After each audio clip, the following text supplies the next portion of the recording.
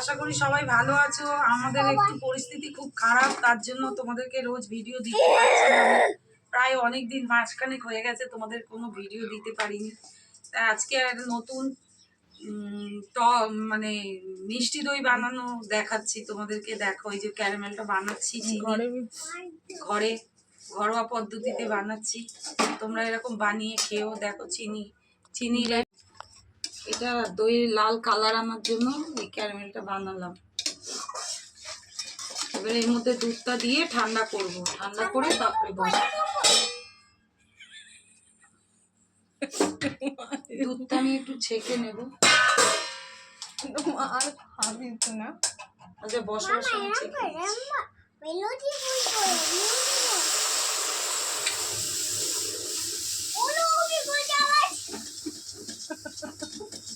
মুখেই যাচ্ছে মা। মা মস্ত সুন্দর কালার মা।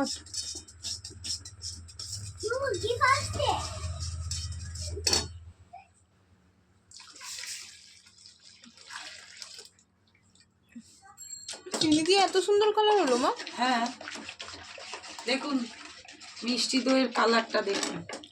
এবার এটা একটু ঠান্ডা হলে দইটা দিয়ে বসিয়ে দেবো।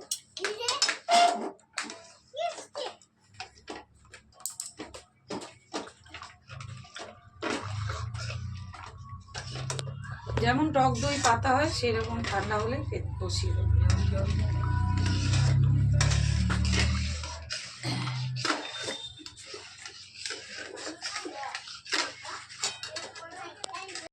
বাবা এইবারে দুধটা ঢেলে দিচ্ছ না মা? ছাঁকছি, ছেঁকে নিচ্ছি, ছেঁকে এবারে ভাঁড়ের মধ্যে দিয়ে দেবো।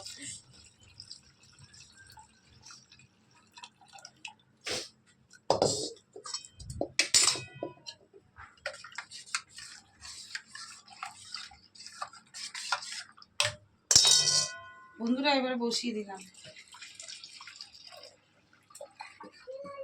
একটু ফেটে নি।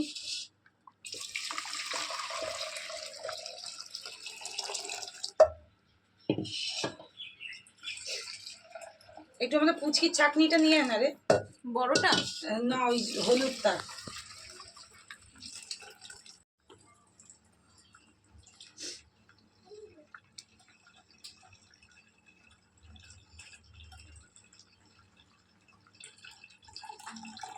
জমে গেলে বন্ধুরা কেমন হয়েছে খেতে দেখাবো।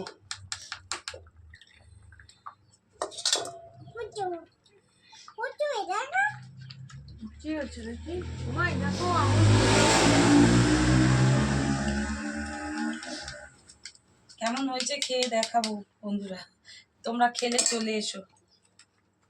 বসিয়ে দিলাম। কি কি খাচ্ছ তুমি? ইস শোন এদিকে শোন। কি খাইছিস? কি এগুলো? রং। তুই রং খাচ্ছিস? ই মা। দেখা হচ্ছে পরের ভিডিওতে বন্ধুরা। বলো। লাইক শেয়ার কমেন্ট করে দেবেন যদি ভালো লাগে। আমরা খেয়ে বলবো কেমন হয়েছে। তোমরা কেউ খেতে চাইলে চলে এসো আমার বাড়িতে।